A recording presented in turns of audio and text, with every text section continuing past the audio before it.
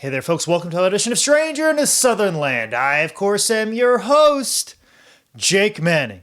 Today in the program is the 50th episode of Stranger in a Southern Land, and I get to speak with my best friend, Zane Riley. I haven't seen him in quite some time, and he's been a compadre of mine in wrestling and in comedy and everything else. And I couldn't think of a better way to celebrate the Big 5-0 than with my friend, who, like I said, I haven't seen a whole heck of a lot. And we get into that because basically we haven't seen each other because he's been dealing with felonies. So that's what we start off with on this podcast. We start talking about felonies, and also too, him and Caleb Konley, a former guest of Stranger in a Southern Land, they've put out a movie. They used to have a web series together, and now they've made a movie, a big, long, 105 minutes long movie of basically sketches that all kind of glom together. And I've seen parts of it, and it's actually pretty funny. It's very similar to Kentucky Fried Movie. It's just a bunch of little sketches thrown together, and it's out right now. They did a Kickstarter for it, and they kind of drug their feet putting it together. But it's out. It's out now. They've got wonderful promotions with it. They got a wonderful T-shirt to go along with it too. So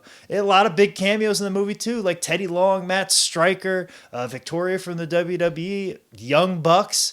A lot of big stars are in this movie, so you should check it out, and you look forward to doing that. And we talk more about the movie and how it was made and why it took so long. And also we talk about felonies on the back half, too. So we covered it all. So also, too, this is a big reason I wanted him on my 50th episode, because I've got a kind of a secret plan, and it'll be kind of exposed towards the end of the podcast while I got Zane on here. And I'm giving him more than enough heads up on what I've got planned in the future for this podcast. So make sure you listen to that and pay attention to that towards the end, the proposal I lay out for him.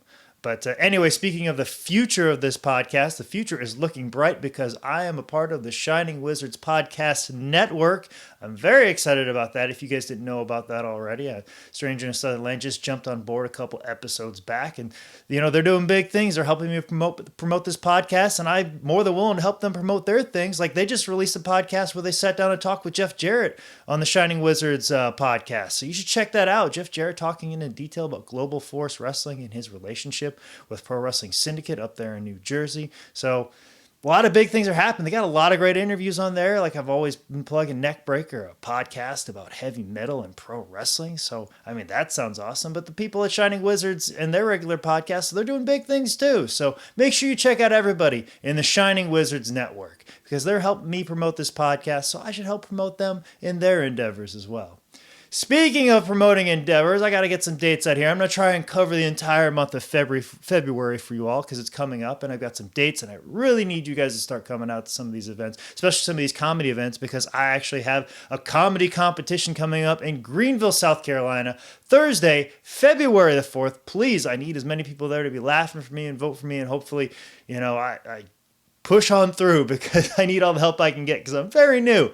I'm okay for a new guy, but I need all the help and support I can get. So make sure you come out Thursday, February 4th in Greenville, South Carolina at the Greenville Comedy Zone, which is in the beautiful downtown area of Greenville, South Carolina. Make a night of it. Come see me do some funny and have a nice meal. And also, too, if you're in the Wilmington area, make sure you come out February 9th. That is a Tuesday. I will be at the Dead Crow Comedy Club in Wilmington, North Carolina. Come and support me and Nick Alexander, also former guest of Stranger in the Southern Land. If you haven't been keeping track at home, make sure you come and see us do a comedy in Wilmington, North Carolina on February 9th on a Tuesday. Then Saturday, February 20th, PWX makes its debut in Gastonia, North Carolina. Make sure you show up for that. And there's a lot of things about the parking information and stuff like that. For more information about that wrestling show, make sure you log on to pwxpro.com. Then also to Friday, February 26th, I will be wrestling at the historic Dorton Arena in Raleigh, North Carolina for Big Time Wrestling in conjunction with Omega Championship Wrestling. So you make sure you come out for that. I'm very excited to be wrestling in Dorton Arena. That Dorton Arena is a very historic building. A lot of people in this area, some people say that's the first place they ever saw wrestling back in the days of Jim Crockett Promotion, NWA Wrestling. So I'm very excited to be a part of that event with Big Time Wrestling Friday, February 26th. Then Sunday, February 28th, will be the Season 2 premiere of Funny on the Fly at the Charlotte Comedy Zone.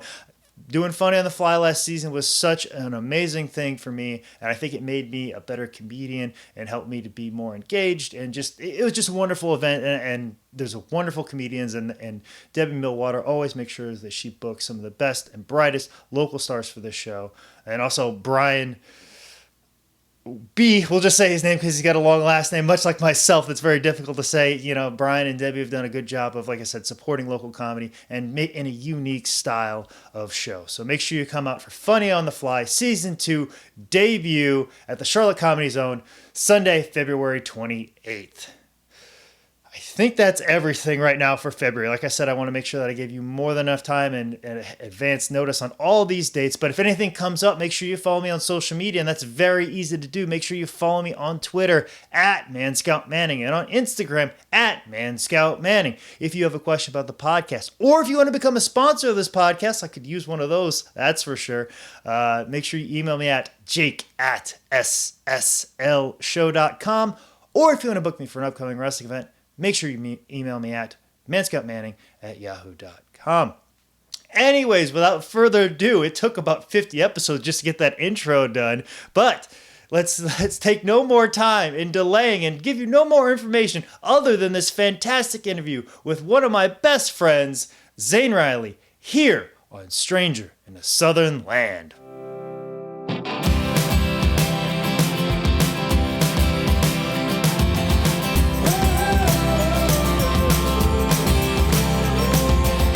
You're a biggin', so... You got that extra large set? It's only been 50 episodes, so it's slowly progression. Trying to work our way up to it. Yeah, I mean... Maybe next season you can work into a bigger backdrop. Let's see how the tax write-offs go this season. I've never written anything off, and now I'm going to be writing like a ton of stuff off this tax season. Well, you could do what I've been doing that up until recently worked out real well was I haven't paid taxes in about 6 years. Oh, I was going to take this part and record it, but if you want me to cut this off... No, they've already caught up. Like, I'm... They're well aware. That's why I can talk about it now. Okay. I was going to say, because I was going to do the old podcast trick where we just kind of sneak into it. No, but if you want to cut that off... Already starting off... The bombshell, yeah. Starting off with a felony. Yeah, let's go ahead and get my felonies out there. No, they're well on their way for taking their money back. So okay, well, so also too, once you get that a little higher. There you go. Okay. That sounds a little bit clearer. But like I said, now that we're not talking about felonies, unless you got more felonies. No, that's the only one. A couple misdemeanors. A couple misdemeanors. Me and Missy Elliott, but yeah. Other than that, that's it. Yeah, that's all I got. But no, yeah, I've got all this equipment now, and I have all these receipts, and now because I've always just the straight file and we're done, but now I have to hire somebody to go through and. Do you have the George Costanza wallet that won't close? That's because of a different reason. But okay. Yes, I do have the George Costanza wallet that you cannot close. So that is a dilemma of life of mine. So, but no, like I said, 50 episodes, and this is a milestone. Well, and that's the thing. Like, I wanted you to be on here because it's a milestone, and you wrestle for Milestone Championship Wrestling all the time. I do. And I figured that was a good tie-in right there. There's that. Well, that's a thing also, that does occur. Also, too, it's as anniversaries go, it's almost close to the 1 year anniversary. Mm-hmm. So, I'm not going to do anything quite as special as what Ken, who does, Welcome to Connecticut, does. But I feel like having my friend on here, who I don't get to talk to that much anymore, at least.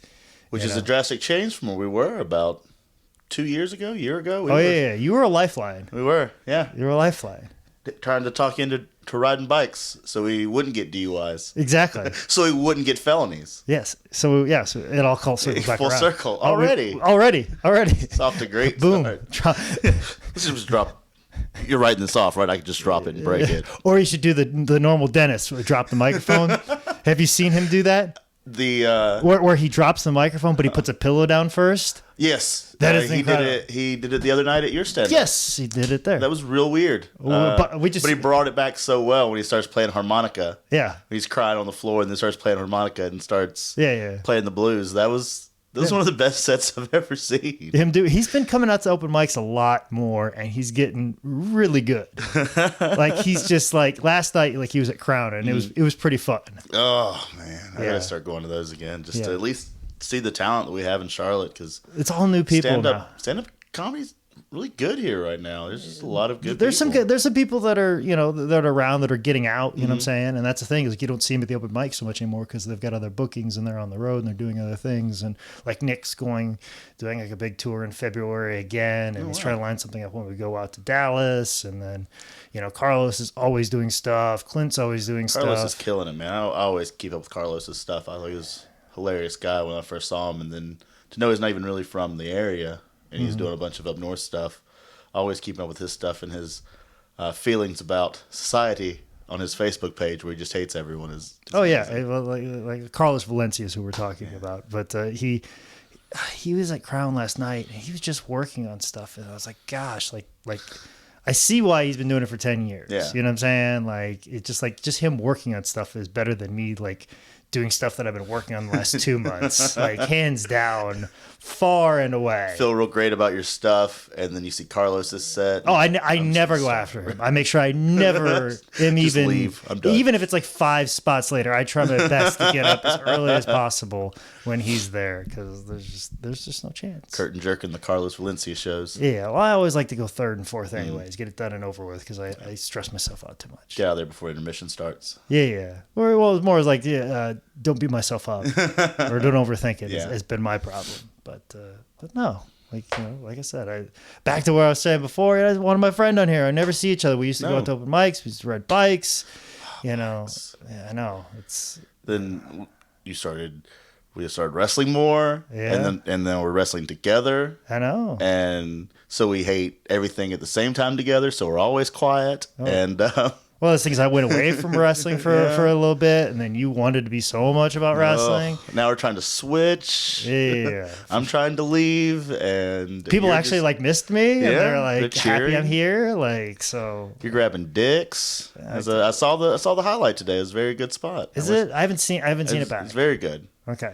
It's very good. So it probably won't get as many views as Joey Ryan's Well, probably dick not. spot. Yeah, probably not. No, most definitely not, actually. Which I need him to do a new dick spot, because the only time my family talks to me about wrestling is when Joey Ryan does something with his dick. Other than that, they don't even acknowledge that I wrestle. Just when he does, hey, Zane, this is a new move you should try. I'm like, fuck, I know that guy. I can't do it. Yeah.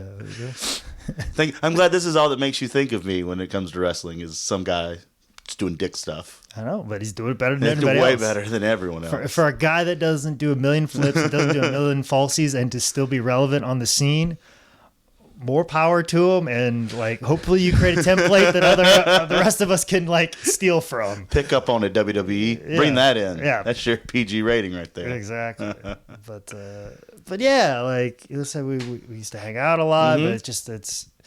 I keep circling back to we go off on subtopics. No, it's fine. We go on subtopics that nobody will understand. No. And then we come back around to I don't So we're see you anymore. We're gonna break records on views. Yes. With all of our inside jokes. All of our inside jokes, because people got to watch them back to Yeah. figure them all out. Oh fuck! Now I've got to see everything. And that's been the opposite of a couple of my interviews, where I walk in and I've done less research on my interviews, just because I want to ask the questions and be engaged, because I want to be learning when I'm listening to somebody talk. Like the last interview I did, it was with Dr. Tom Hanchett. He's regarded as Charlotte's doctor of history. Oh. Like he knows everything about Charlotte, and he was real good. It just I was trying to listen to him, but I felt like I should have been more up to date with what he wanted to talk about. Maybe you should have done a little studying about Charlotte yourself. Exactly. I just did just enough to feel like I have a conversation with him, and then he kind of put me in the deep end, and I don't know, Did you do one of those little shitty history of Charlotte tours that they have? No, well, I mean, I was bringing up stuff. Yeah. But I think the big problem that I had was I was talking about sports teams. He's like, yeah, all of ours suck. Now what? No, it wasn't even that. He's like, I'm not really a sports guy. Who would have guessed that a history buff, Man. a guy who probably reads more books and has a higher IQ than maybe you and I and that computer put together. Combined. And that's saying something, because that's like in a Mac Pro. Ooh. So that's a very high IQ. Can we write this off too? Oh, that will be. Oh man, we're writing everything off. I'm gonna buy stuff under your name. Please write it all off. I can't- don't know. I don't know what that does. I have no idea. I have no idea if that's a good thing or a bad thing, but we're gonna find Well, out. if a guy in a suit comes in with a badge and starts taking your stuff, you know you did it wrong. Okay. So just a little heads up. The hell heads up. Little pro tip. Well, there you go. Little pro tip. Inside info you don't know about right now. Because you're not a felon. Yeah. I'm not a felon either. I'm not going to go to You jail. cleared it up. I got a guy. You got a guy. I got a guy. You got a guy that's handling it. Was that the thing that you were concerned about that you couldn't tell me about until it got resolved, or is that something else? I think that's it. That was it? That was it. Okay. Yeah. Because you seemed distressed not too long Yes, ago. but now that I've gotten it all worked out, and they were wanting like a ridiculous amount of money a month. Like they wanted more money than I make a month. Yeah. So, but then that's all got sorted out, and I had to get like 3 or 4 years worth of like bank statements, which is impossible to do. It turns out. Well, not really for me. I keep everything to shoot. I keep it. I'm insane. I have stuff from 2008. Well, from a guy that doesn't pay taxes in the last 6 years, I don't have a lot of papers on file. I don't own iSafe. I have like a cigar box that I throw certain things in, and like one of the things is like a Lego. Like, so I'm not really up to date on my bookkeeping. Yeah, well, I mean, you're the fat one. Caleb's the pretty one. I'm the responsible one. The responsible one. There you go. So. Okay, because I was wondering, because like that was the thing too. Is like we like so we used to hang out all the time, and then like priorities switched a little bit, but we'd see each other at open mics, and then like that was going on, and of course you have a lady friend, I have a lady friend, and then now I'm doing podcasting, improv, stand-up, and comedy now. So like in your underwear sometimes, you're doing wrestling. You're literally doing everything right now. Well, now I'm working on like PWG Blu-rays right now. So I'm like working at home and at the office. So I'm working on 3 computers as we speak right now. And how is your drug problem? Are you just taking all sorts of like uppers to stay awake to do all this? How do you have that many hours in a day? See, I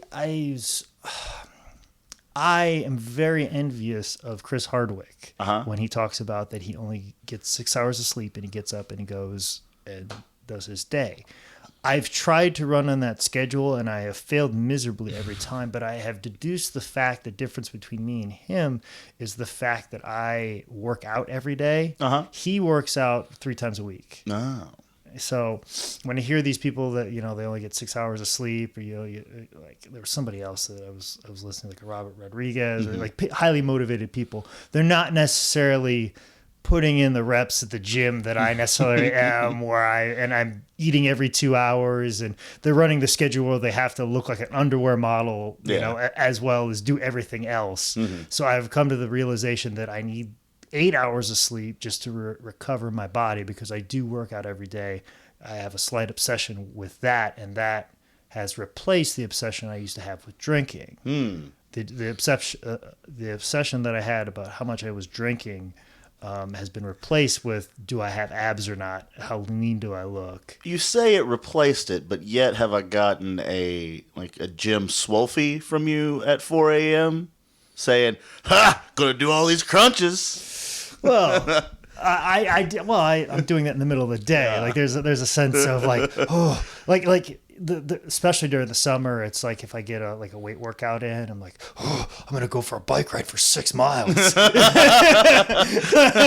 if I got the weight workout in the morning, and then there's a situation where I'm having it at night, I'm like, I'll try my bike for 6 hours. How much workout? I'll be able to eat and do whatever I want. But then I never do. Yeah, then you're too tired to want to do any of that. Exactly. Then you still eat veggies and rice and grilled chicken and drink water instead of beer because I'm thirsty. You might as well just stay home. Yeah, exactly. But like I was like that really bad in the summertime. It's like, but also too, instead of now the bike riding, it's like, I'll go do an open mic right now. Or like Saturday, like I'm booked on one of Chris Corrado's shows down in South Carolina, and but there's a situation like, I could do Smelly Cat earlier. Like double shots, brother, double shots. And that was the thing too. And I got confused on the Comedy Zone website. There was a situation where I thought 180 seconds was Tuesday, and I was like, I could do Jack's 180 seconds, and there's also this other one, so I could do 3 in one night. So like I've become obsessed with like working. The ultimate warrior of comedy now. You're just gonna start breaking cookies. Yeah. That's the thing. It's not even the comedy. It's just work, you know. And it's a situation, and that's why I think I need the 8 hours of sleep. That's why I can't do the 6, is because like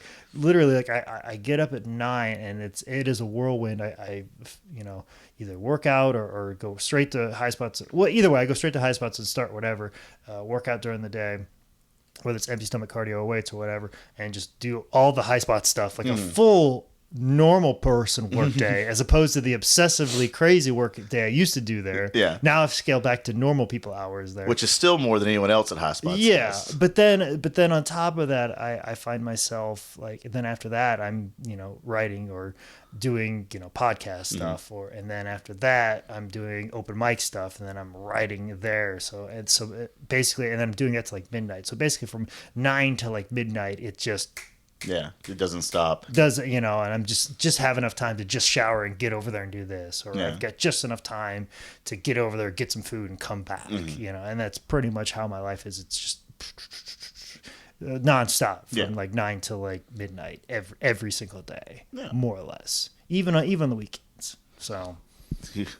Such a responsible gentleman you are these days. Yeah, but that is what's replaced the. All right, I get home at 8, and I'm just gonna drink till 2. I can drink this whole bottle. Here we go. Yeah, whatever that is. And I was talking to like George Scott Huggins at Evening Muse on Monday, and like we were talking about it because he's trying to quit drinking and stuff like that. And I was trying to tell him like, he's like, that's a good decision. Let me tell you why. And you're just gonna find you're gonna have more stuff to do, And then if you just make these small little changes. And he's like, and I told him kind of about my story, and he said, "Do you think you have an addictive personality?" And I was like, "Yeah." And he goes, he goes, the trick with that is to find something to addict, find yourself a positive addiction. I'm like, well, I've got about 5 of those. So. That's what I've done. But how about yourself? How's the drug wars of Zane Riley? Well, I'm still keeping hard on the alcohol. Not doing anything empty stomach related whatsoever. Clearly. Yeah.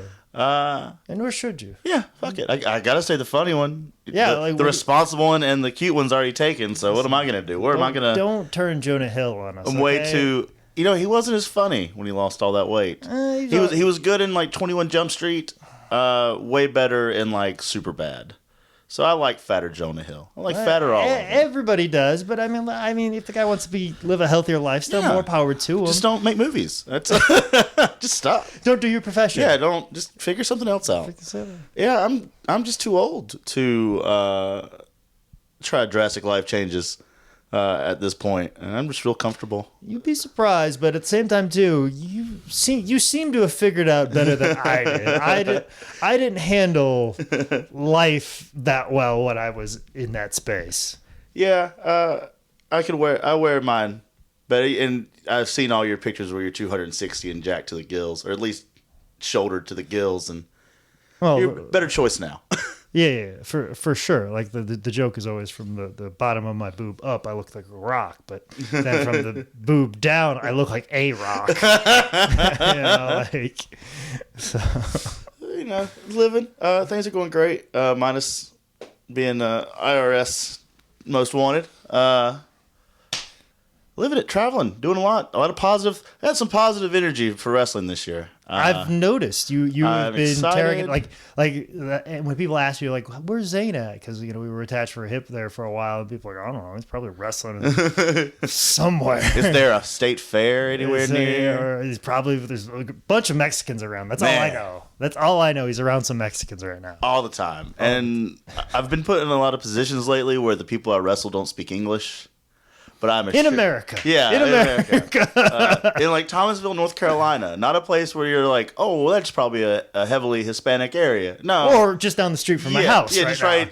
A whole mess of them just left before I came in. Been in multiple situations where, like, oh, he doesn't speak English, but he knows what you guys are supposed to do. And never does that ever occur. Mm-hmm. And it's a whole bunch of, oh, yeah, hey, I got him, my friend. I got him, my friend. Whole bunch of that, and a lot of overhand chops. Oh man, just willy nilly picking up and throwing. Yeah, and then rolling, and you're just supposed to go with it. Whole bunch of this. I don't even know what this is. He's just got this whole right arm thing, and I'm lost. But But with that, I've been doing some good stuff, like you mentioned earlier, and I'm sure you've talked about on your podcast here. We're doing the Revolt. Yes, we've done that. Finally get an opportunity to wrestle with you and Caleb consistently, and all of our chemistry and wackiness can be together. So that's real cool. And we're doing really good things for PWX. Doing a lot with Steve Carino right now, who's always been a hero of mine, and there's some talks with some 0-1. Cool. He's having meetings with Otani and Nakamura right now about me and Jakob Hammermeyer from Chikara and Joe Black, another local guy, about going over to do some 0-1 stuff this year. So fingers crossed on that. I might do some empty stomach something to get prepared for that. Well, they want you to be bigger, so... Oh, okay. Yeah, they'll love you. I didn't want to lie to you. It's gonna, but in that case, any case. You just might have to snug up everything. You know. But that match you had with Gunner, that was real snug. Real snug. Whole mess. Stop hitting me, Gunner. Damn it. That'd be a prime example of what they'd want to see. Yes, that's what they want. Yeah. Just two big balls of meat just slapping against each other. I think I just sold our next bear porn too. Okay. Balls of meat slapping against each other. Balls of meat slapping. Well, that's what could 4. be. Yeah, that could be the sequel of your movie. Zane and Caleb put over the world balls of meat slapping together. This is the special. This is the extra features. The special features afterwards. You can see the making of that. So I mean, since we're there, let's talk about. Oh yeah, I did make a movie, didn't I? The movie. Well, it's a movie in the sense that you put something together that's roughly about 90 minutes, and put time-wise, it qualifies as a movie. It's basically just a bunch of jokes that we couldn't fit into episodes, so we just put it in a movie. Here you go. Or you could do something clever and say it's like, well, it's kind of like Kentucky Fried Movie, or it's just a bunch of sketches. Somebody compared it to Kentucky Fried Movie, and I guess it would help if I'd seen Kentucky Fried Movie. I haven't seen it either, but I know it's always the thing is a sketch movie. Okay. Like, what was that one that just came out recently? Is movie number 43? 43 or something. It's got Steve Merchant and Halle Berry. Yeah. With no real purpose, it's just a bunch of stuff. Thrown together. So that's that, or one of the scary movies. Which he's still going. He's making 50 Shades of Black. Yeah. Where they're parodying. Which my girlfriend wants to go see. But my girlfriend also wanted to see Maze Runner, the first one. I'm like, what? And then took me one of our first movie date was to Fast and Furious 6. From a man who... How have you guys lasted? Our movie taste love is so strong. So strong. Well, we rarely sit down and watch a movie together. Rarely. I can see why. Rarely. They haven't made any new Fast and the Furious this year, so. Well, yeah. But that's the thing, is from a guy who loves Citizen Kane and Casablanca and, all these classic movies and Scorsese films, and she's just like... You want to see the new Scary Movie? Yeah.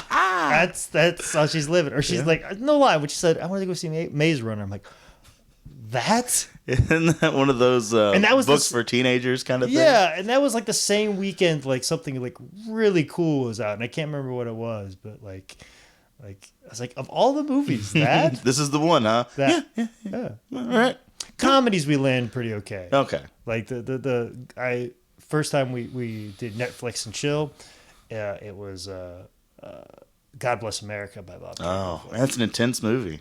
Listen, if she could dig a movie where a baby is shot in the first 5 minutes, and she's still on board with me, and I said this is a good movie, then it's meant to be. It's meant to be. You can't. There's no faltering now. Yeah, you've gotten past everything. Yeah, you've seen the worst thing ever, and I said this movie is awesome.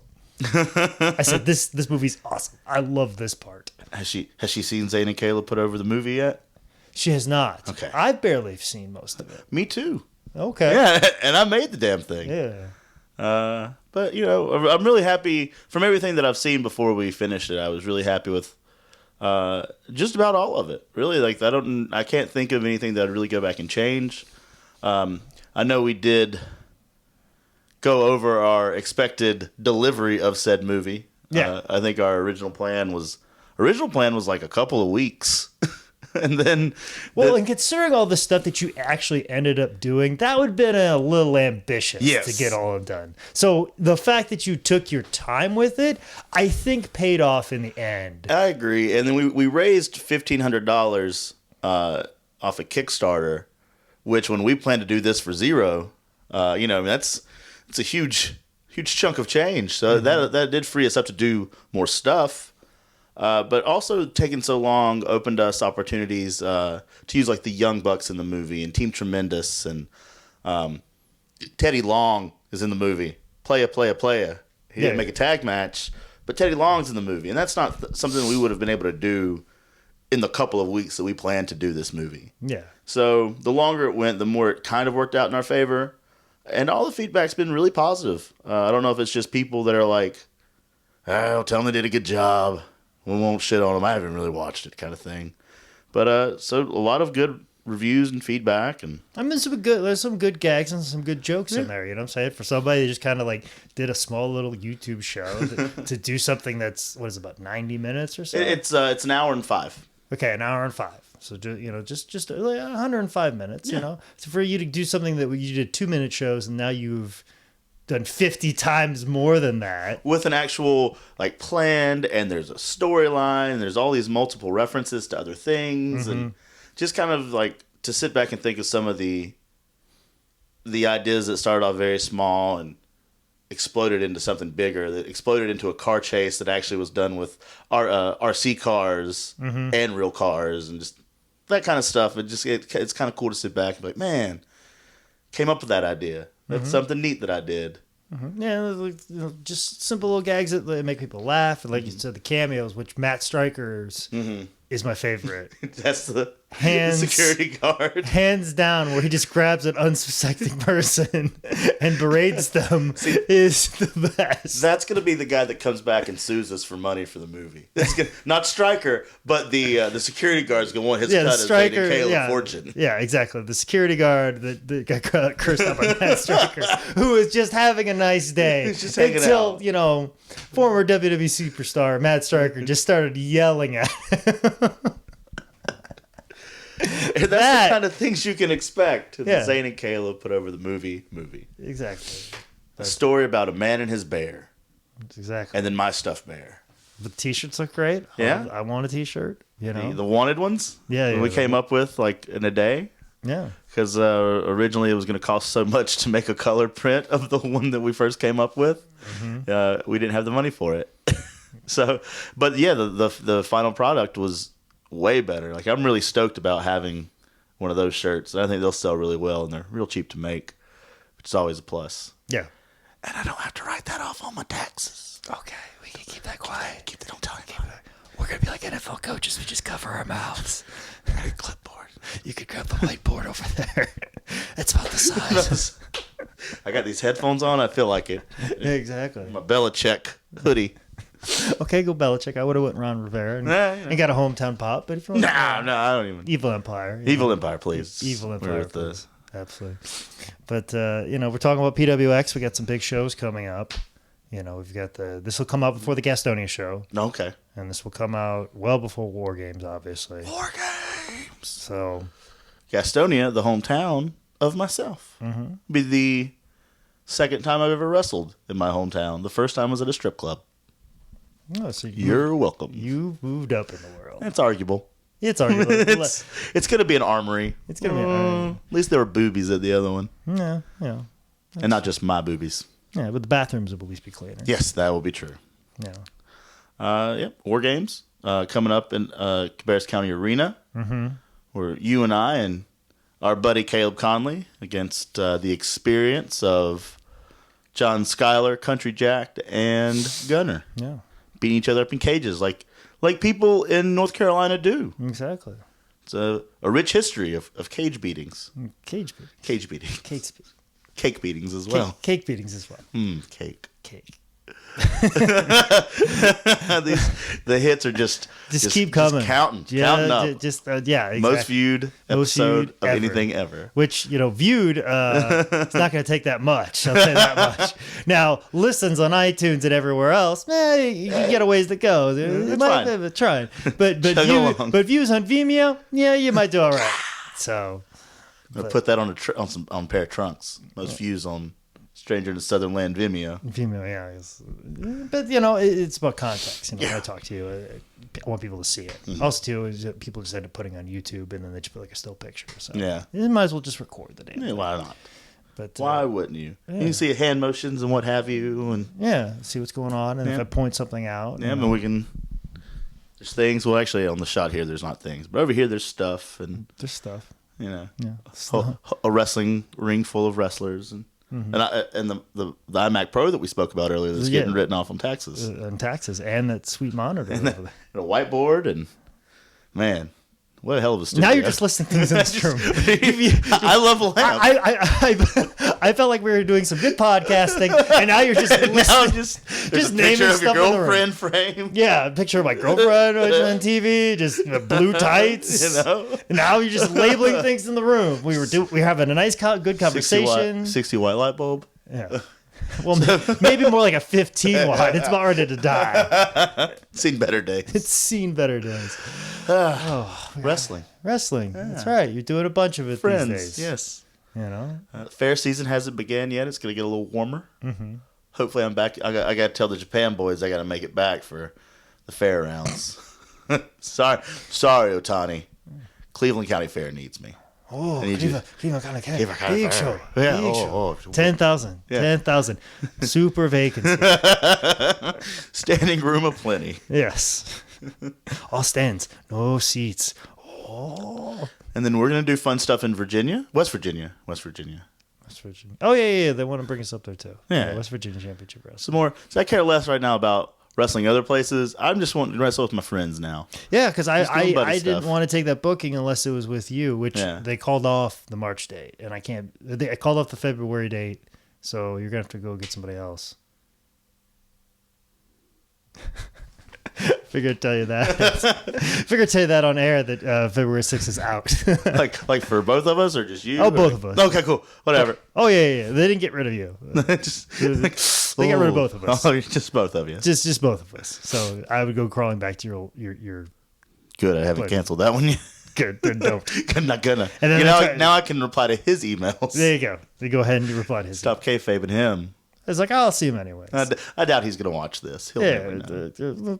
He won't know that I've been openly avoiding him. Everybody's watching except for him. Except for him. Yeah, I've got so many viewers. How many people are in America? 3 million? 3 million? Give or take. So 200. 3 million. If that's the case, then can't the guy who just won $1.5 billion divvy it up between the 3 million people that are living in the United States of America? $4.33. It'd be more than that. I don't know how many people are in America. 3 million? Like math. There's almost 3 million in this city. Like. Your phone's vibrating. Well, shut up. It's allowed to. It's allowed to. 3 million. Math. How you doing? I didn't go to college, and look at me. I'm kick ass. You do realize this world is not flat as well, too. What? Hmm? Just go walk off. Just walk off. Just knowledge. So much knowledge. And then the world is round? What? And then we can clip to me walking down the street a la the old Incredible Hulk series. And then I'll fall off the edge of the earth. Because you're wrong. You and Tila Tequila. Oh, man. Did you see her tweets? I haven't. She believes that the world is flat. Good for her. Same girl that got shit and rocks thrown at her at the gathering of the Juggalos. Yes, let's talk about this. Let's talk about the gathering of the Juggalos. Such good segues here. Yes, I was searching like where are we going to go from, because I know you so well. We could talk about whatever, but I want people to be interested in our conversation. But like gathering of the Juggalos, I feel like the time that you, me, and Caleb went together, like that was some like That was some bonding between us three. Some otherworldly things. Like that was like when all three of us, like it all clicked together. Yeah. It clicked in for all the first real road trip where like you and I were now friends. Yeah. And then me and Caleb have been buddies forever, and had for a while, and then you and Caleb have been buddies forever. Mm-hmm. And it's one of the first times we just all got away and we were all happy and we were all booked, supposedly. And and of all places to go, the gathering of the Juggalos. Yes. Which is insane. An insane place to go. Like, I'm not a fan of the music, but that's a real cool thing they put on for their fans. Yeah. And I've read, if you're like a super fan of them, good on them for doing that. Yeah, and I've read articles about it. They don't make any money off, like they always lose out on money on that. And I can see why. I can see why. Just carnival rides aplenty, and like every band ever. Because they basically paid you morning. and Caleb to be a part of a gauntlet match for 30 seconds. I got took out. I was in the lumberjack match where I was a lumberjack. They just had me put a hood, like a black bag over my head, and it was Pondo and someone else, and we were supposed to have weapons as lumberjacks, and mine was like half of a stick, like. They ran out of weapons. Like that. Like, it was just a stick. And, like, people had, like, 2x4s with nails in them and, like, half of a broken baseball bat. And it was real weird shit. And I accidentally knocked the piss out of Madman Pondo. of all the things to occur, I just knocked the crap out of Madman Pondo with a twig. And I feel real bad about it. Like the nicest person there. And maybe one of the more important people there. Definitely. Of all the people I'm going to hurt, it's going to be like the head man in charge. Head man in charge and the nicest human being ever. Like, I'm trying to think about the stuff that I can actually talk about that. It all depends on if my dad watches this. I know. Other great highlights of that. There was one morning we woke up to a girl screaming in the hospital tent, because the way it was set up was there's like Gin Pop, where everyone stayed. Yeah, all of those people. Yeah. And then there was like a fenced in area for wrestlers, and then a fenced in area for all the musicians and all like the really important people that weren't us. We were like in the vestibule, Yeah. outside of all the famous people with their tour buses, but like we were still out locked away from general population. And then to connect all three of these was a first aid tent. And then one morning woke up to screams of some girls like screaming about how the doctors were going to rape her because someone had walked by her and sprayed her in the face with a squirt bottle full of liquid acid. Yeah, so like the rest of the weekend I had my head on a swivel. Just waiting for somebody to like to squirt acid in it, because like I was very mental state that was probably pretty fragile. That if I tripped on acid, it would take me to some weird places, and I may not be the person that you see sitting before you today. It's called a bad trip, and it occurred, and here we are. Yeah, exactly. And then it took us half an hour to find that Soulfly stage that was 20 feet beside us because we were all drunk. We started drinking very early. And then just as we did every day, because that's what it's about. It is, because like we did one show blurb, and we were allowed to just have free reign the entire weekend. We were there for, what was it, 3 days? Roughly, yeah. I think we got there we got the one night with the girls show. That was, I think, it was the very Friday, first night, and then Saturday, and then I think we left Sunday. No, we stuck. It would have been Thursday. It would have been Thursday. Yeah, Thursday was the girls, then Friday was the guys. Saturday was ICP, and Sunday was the main pay-per-view. Yeah, and we left before the pay-per-view. We left before the pay-per-view because that's where all the big stars were coming. Yeah, the ones that they wouldn't let us on. But still, we got 3 days of a festival for basically just showing up. Yeah, and got paid to be there for the little blurb. Well, my check bounced, but That's whatever. Well, that's what you get for being a rookie. Yeah. And I put my check as soon as we got back in. I waited a couple days, but the No, thing I was, did. my check was only for $25, and if I was to buy tickets to the gathering, I think that year it was like $800 for the amount of time that we were there. So when it bounced, they sent me a letter and a copy of the check back, or like a voided check. So I have this really nice letter and a voided check signed by ICP that I can put in a plaque and oh, here's the time that world famous traveling band bounced a check for $25 on little Zane Riley. So I have that. It's a way better story than actually having the $25. We got to go on stage with ICP and throw soda on people. I don't know if you saw it, but the little boy smile on Caleb Konley when he was throwing Faygo in there, because Caleb was a child. He was a juggalo as a kid. He was a juggalo as a He kid. has pictures of him face painted up. Yeah, I just saw, he just did a flashback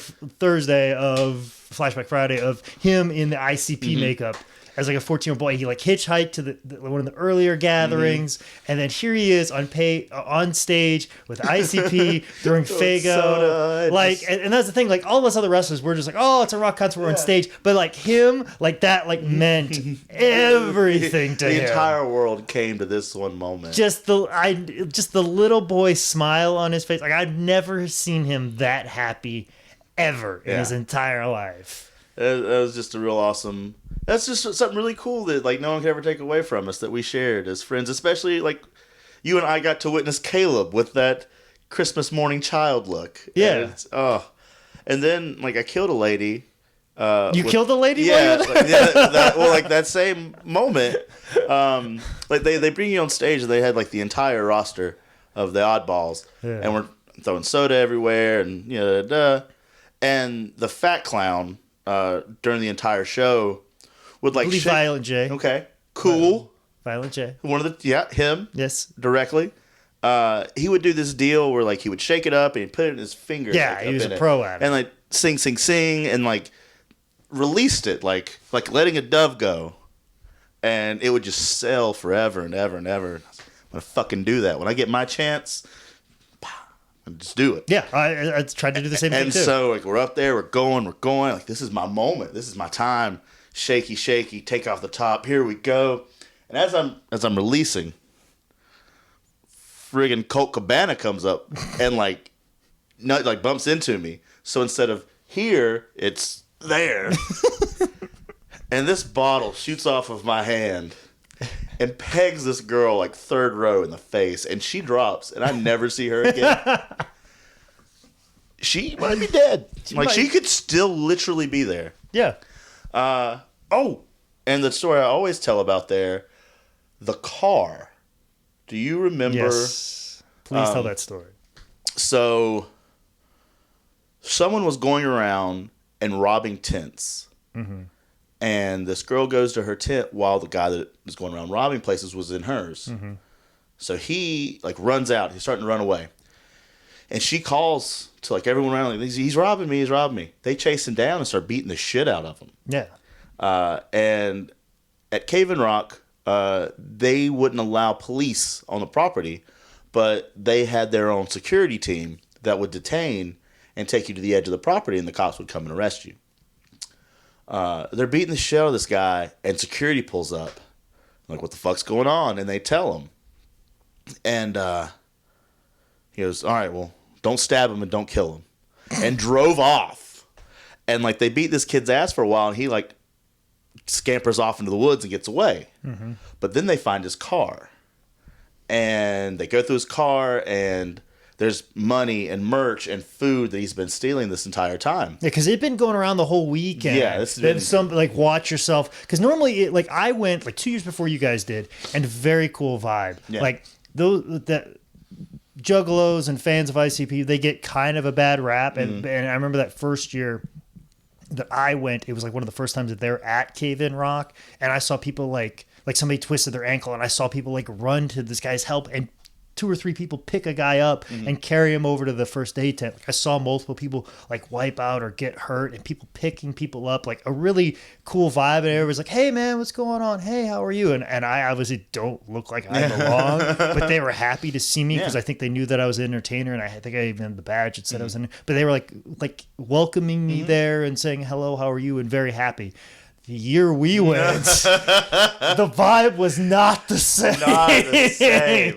and then there was all those robberies happening, and then of course the stuff with the acid. Well, and then like if you've never been to a gathering, and I went this past year also, which we can talk about in a minute, but they've moved to Ohio now. It's and see, that's completely different. When I talked to Too Tough Tony, who's in tight with those guys, they talked about when they would have to move it around every couple of years, and like I just talked to him after the year that we went, and I was telling him about that. There was such a big difference between the two, and he said, "Yeah, that was the first year there." And he said, "You got to think of mob mentalities in the sense that when you're in a new location, you're just trying to get the lay of the land most of the time. But when you know the lay of the land of something, that's where bad things start happening. It's like, I know to go here, and we're going to do this, and then all of a sudden, once you kind of know everything, and you're out of that starry-eyed look around and trying to get your bearings." You know, if you know exactly where you're going, that's where bad stuff starts to happen. Yeah. Because that's where you lock into yourself, as opposed to just kind of, I don't really know what to do. I'll just kind of be on the defensive. That's when you go on your offensive, and that's when bad things happen. And that's where we came in. Whole mess of bad things. But finish about the guy. So like, if you've never been, it's like in Judge Dredd, or like where shit's falling apart at the end of or at the beginning of Demolition Man. Like, it's martial law. It's covered in dust. It's a dirt bowl. There's trash everywhere. No Wesley Snipes. No, not at all. No Simon Phoenix. Yeah, Simon Phoenix. Phoenix! Side note, one of the first times I moved out, I knew this girl that worked at Time Warner Cable, and she allowed me to give her a fake name. So as to, in case I ever decided to just not pay my bill, they wouldn't do anything. They couldn't do anything about it.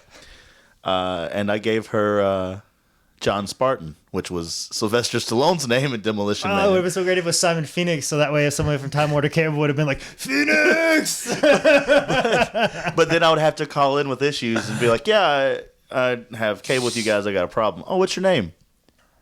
John Spartan. So, Demolition Man. Yeah, maybe you've heard of me. Maybe you've only seen the best movie ever made. So me and Simon Phoenix and Jake are all hanging out. So they find all their stuff, and like very nicely, everybody divvies their stuff back up out of this guy's car. Yeah, and they then begin to dismantle his car by hand, starting by flipping it over. Stabbing the tires, breaking out the windows, ripping off the doors and the bumpers and the fenders and everything. Security comes back up. What are you guys doing? This is his car. We found all of our stuff. Just don't set it on fire, please. Just don't stab or kill the car. Yeah, just don't stab or kill that car. Or set it on fire. Yeah, they've already stabbed it. Yeah. But please don't set it on fire. like that's the issue that we're now going to have to deal with. Because this whole place it's dry. It'll go up in smoke. Oh, yeah. It'd be a big deal, yeah. And then during the main stage performances on that Saturday, the tow truck they had there drug it through the infield to let everybody look at it. And there's people walking around with like a steering wheel and a necklace. There was one guy walking around with the car door around his neck. Like he was just wearing it like it was a necklace. Like he was just wearing the car door. Just like, hey, I got his door, you know? And I don't know if you're ready to get to this point yet, but do you remember the story behind the car? Yes, that is the natural progression of the story. Yes. So as they're destroying this car, I almost forgot. Thank you for reminding me. No, I can't forget. No, man, it's so good. I'm glad we're getting this. This is the gold we would need. Good thing we talked about the felonies first, so we could get to the real felonies of others later. Exactly. As they're destroying this car, the people that rode with the guy whose car it was come back, and they're flipping the fuck out. Turns out they have no way home, and bigger problem, that dude stole that car from his girlfriend without even asking her. Just stole it and brought his friends over to Illinois. Would have been like, fuck that. I'm going to the gathering of the Juggalos. I told that bitch I was going to borrow her car. She wouldn't let me have it, but fuck her. So I took it. I'm not going to fucking hurt it, and I'm going to bring it back. I'll be fine. I'll fill up the gas tank. Yeah, and while I'm here, I'm just going to steal a bunch of stuff. So that guy lives in the woods still. And he's now just a myth of those parts. Yeah. They were telling me at this last gathering that a kid legit died there the next year of heroin overdose. And that was one of the biggest factors of shutting it down there. And that's one of the reasons they had to move. I want to say that that happened the year we were there. Ooh. Like the first day. Oh. I want to say that somebody died as well. A whole lot. Just don't go to the gathering, guys.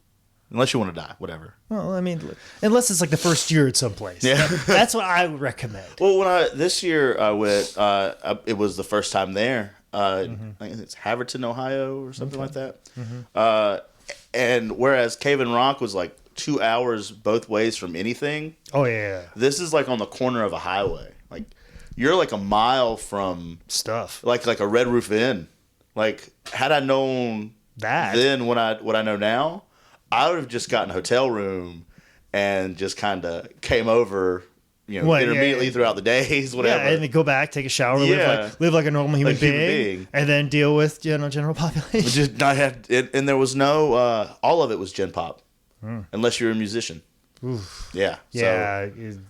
I like the extra security that people keep people out of that area because, like we were just walking around and we had somebody watching our stuff. Also, too, that's where our cars were and all our gear and everything like that. Like it's far better just to have your own little area and then that you can come back to and just kind of, because you're already in a weird situation of like, it's not even really camping. Yeah, and it's like also too, it's like, not really totally our scene. And we can get along with those people, but at the same time too, it's like if shit were to go south, they would have someone else's back before ours. We would be the hostages. Yeah. We were the negotiating chips. Yeah. We're the bargains. Yeah. We're the thing that gets traded for more food and more water. Like we don't make it to the time the helicopter comes. Yeah. We don't make it to that. No, we don't. Ric Flair that year. Yeah. You want to tell Ric Flair's story from that year? I absolutely do, because ICP, they always love bringing people in to do just interesting stuff. And they wanted to bring in Ric Flair. He wasn't going to wrestle. He wasn't going to do anything on the show. He didn't want anything like that. He was just going to come in and announce these bands, so basically he was like the MC for the main stage on like Saturday. Yep. And I think the whole plan was he was supposed to announce ICP later on that night. Like he was going to be the MC, and that's one of the things they wanted for Ric Flair to say.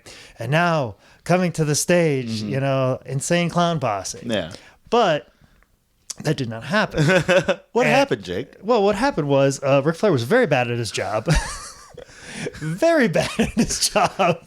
Y'all the Juggalos? Here you guys can party. I can party too. Like now that I know, like as I get into comedy and understand the job of an MC, or have seen good MCs at work, he was no Will Jacobs. I'll say that much. Ric Flair was no Will Jacobs. I promise you that much. He was not the main, one of the best MCs that the Comedy Zone's ever had. I will say that much is for sure. Not him. Not it. He mispronounced every band's name, so he did just as good a job as he did for Ring of Honor. and kept coming back like, you guys partied? You too? Just like you said, yeah, me too. Woo. And it's like everyone, and it is every time. Every time, come out like, hey, you guys cool. Next coming out, Blaze, your dead homie, is dead and couldn't make it today. God damn it, Rick, get off stage. Yeah, he's not even like whatever.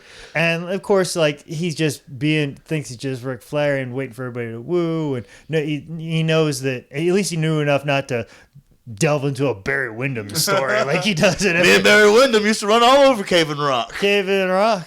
It was before Horseman country. At least he knew enough not to delve into those stories. But like you can tell, he's like stumbling around trying to figure out like who the next band is that he's gonna mispronounce, and then like he's not doing anything other than that. So like somebody threw a bottle at him, and it poorly missed him, and like far away. But then Rick goes, "Hey, you guys be nice," which is the worst thing he could have said. Mispronounced the next band's name, got off stage, comes back, comes again. Hey, you guys like the party? You guys are cool. Then all of a sudden they threw another ball. This one got closer. And he goes, "Hey, what'd I tell you before? You guys be nice." And the second that happened, out of nowhere, just a bottle just boop right on the top of the head. And all of a sudden Ric Flair goes, "All right, good night." Left. Got in his car and left. Because they paid him before he went out there. Got in his car, said goodbye. That last band got off. Nobody was there to introduce. No, I think Kevin Gill ended up coming out and having to like announce the people. Because I'm sure Kevin was the one trying to keep Rick there. Please, Rick, don't go. Kevin Gill, one of the nicest dudes alive. Yeah. I'm done. I'm out of here. I've had enough. It's just not safe for me. I'm out of here. Unsafe work environment. It's an unsafe working environment. What a prick. I won't put up with this. And he just got in his car and left. And there wasn't as much cool stuff at this last year's gathering as to compose of that one. It was very tame comparatively. Like I said, they got it. They can't. They're getting too old. Can't live up to what they once were. Well, when you dropped all that money on Ric Flair, He got real hard to come back from. And you didn't even announce the one person they like. The thing is, if they just got him to the trailer and then brought him back later out to introduce ICP. Like it could have been saved. They would have saved it in their minds, but they couldn't even get that to have. You don't get that. And I know that's what they wanted is that big. And I get these guys, they can't steal, and give them a big introduction. Mm-hmm. That's what they were paying him for. And Rick's just and probably like a ludicrous amount of money. Oh, I think we sat around and like averaged up money for him one day, and because I know what he gets per appearance, and I guarantee he got at least that much. Yeah. Especially for what he was doing. It just pieced right out. And, that's how they show love. That's how these Jugga folk show their love. They throw stuff. Well, that year, I'm telling you, that year, just there was a vibe that was just, you felt it that year. Yeah. Like if something was not right. Something's going to happen this year. Yeah. Kids dying, Flair leaving. Ugh. And then they had the ominous drug bridge. Yep. Like, that's a thing. Like, 100-foot-long bridge that's just literally every drug like ever. Like they were selling heroin and like acid and coke, and Molly was big that year. And like it got real ridiculous the Sunday or probably the Saturday morning because we left Sunday. There's people like they're selling drugs I've never even heard of, and there's people on this drug bridge like scattered, like one or two people. And this one dude's like sitting Indian style down on the ground.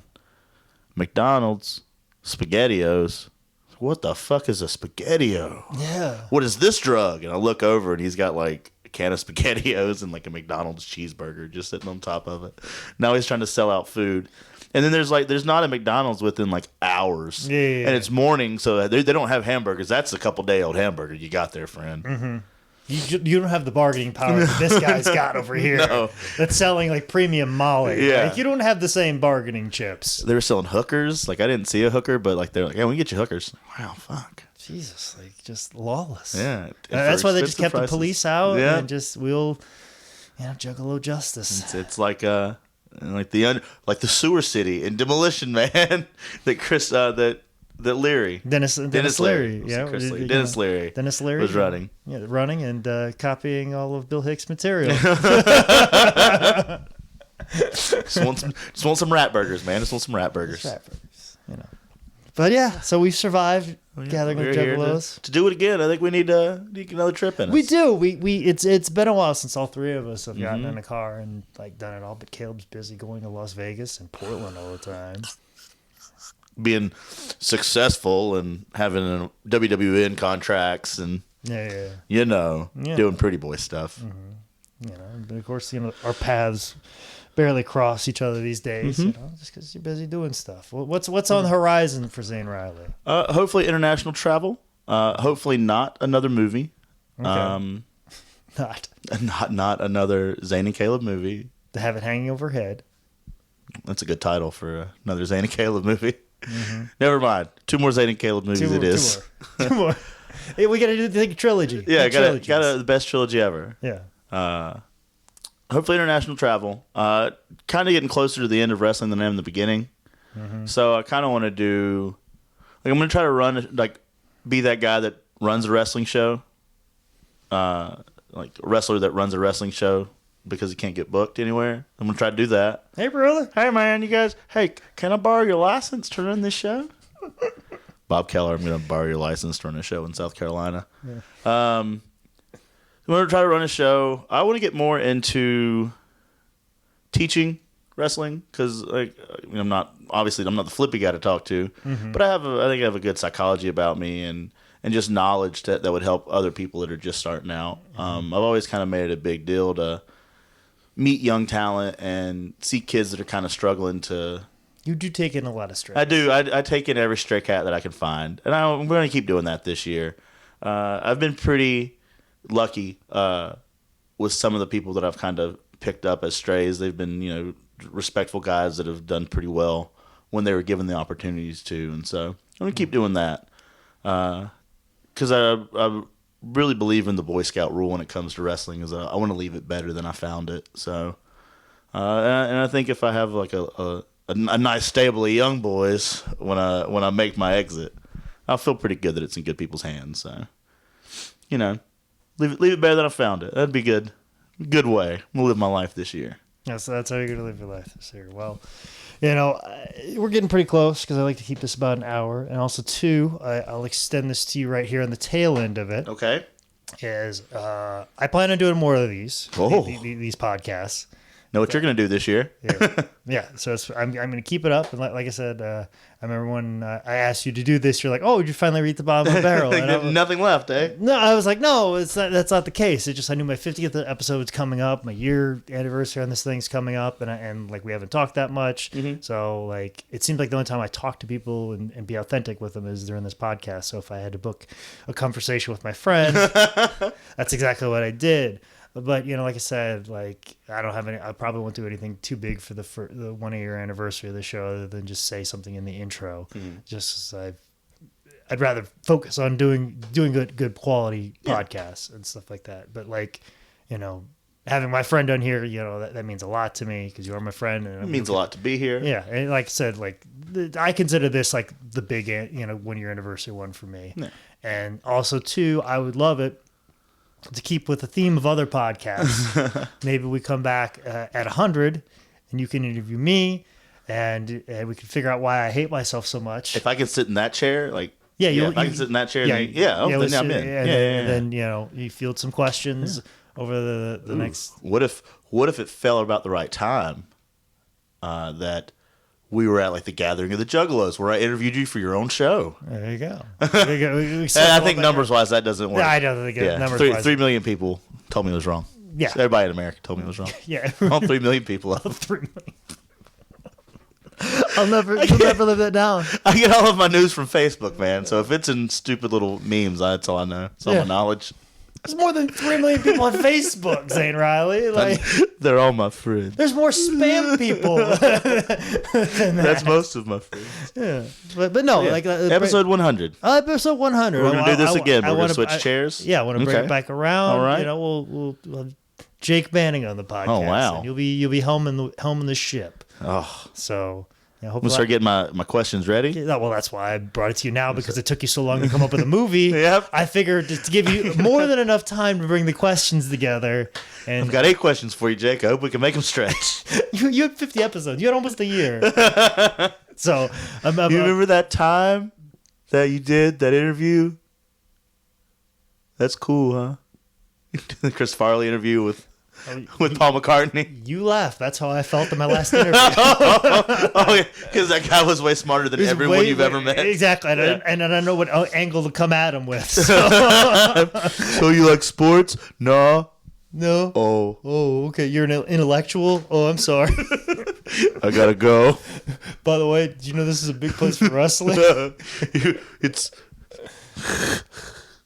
Cam Newton, right? Actually, I thought wrestling was kind of dumb, and I never paid attention until now. I'm like, oh. Sorry, you're sitting amongst all my wrestling toys and video games right now. No, I didn't have him over here. I went in his crowd. Okay, good. Whew. He's like, oh, never mind. Oh, that would have been really awkward if I was awkward in my own home. He has to walk through your living room of black exploitation like movie posters. Yes. To get to the wrestling room. To the wrestling room that's paneled, that looks like different than the rest of the house, like almost psychotically. Like this is where it like sure does. This is your murder room. This is your clean room. This would be the murder room because it's completely different than the rest of the house because it's laid out differently. Like, oh yeah, this is where he locks a door and he becomes a different person because the walls are different in here. He can express himself more now. Mostly just me going, I want this work.